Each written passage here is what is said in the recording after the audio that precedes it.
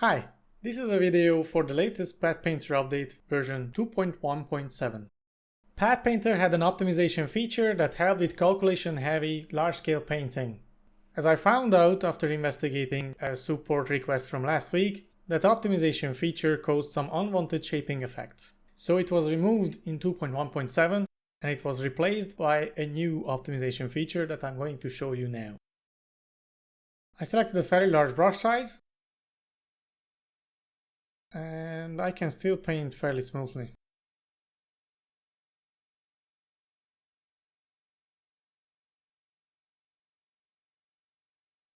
As you can see, Path Painter now activated level 1. Shaping is no longer outputted. If I now stop painting, I get the end results fairly quickly. Let's undo that. This was a 44 meters wide brush size. Let's go even bigger. 88. If I start painting now, I can still paint smoothly, but I need to be careful because this is pretty big.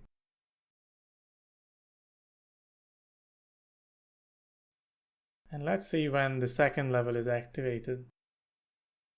It's when I can no longer paint smoothly, even carefully like this. It looks like I didn't select a big enough brush size. It should happen eventually because this is fairly long.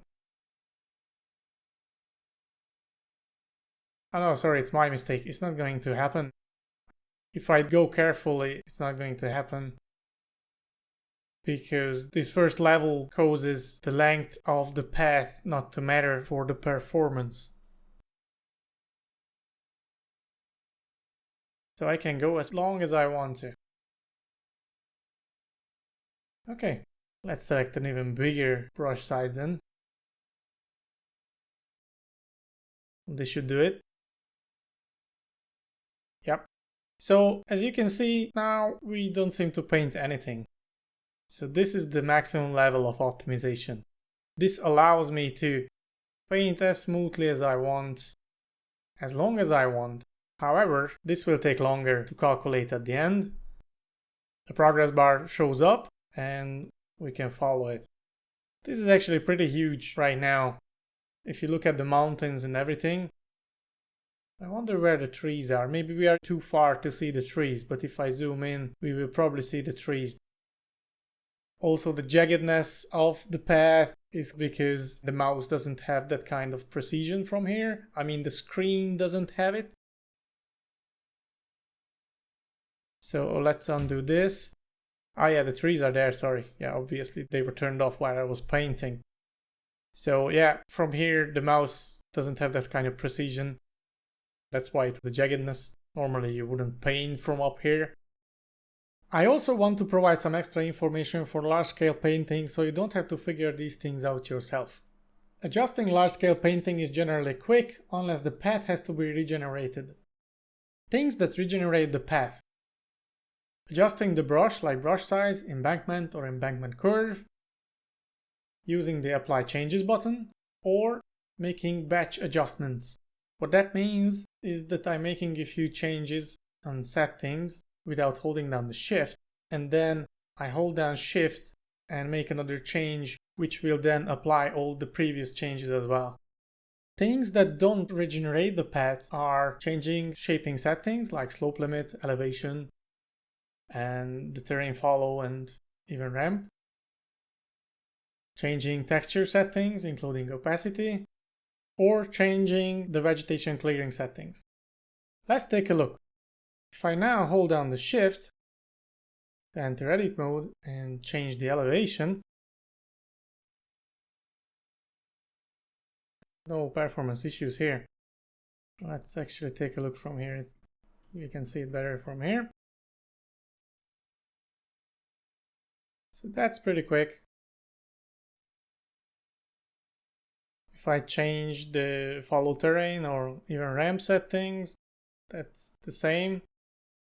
That happens quickly.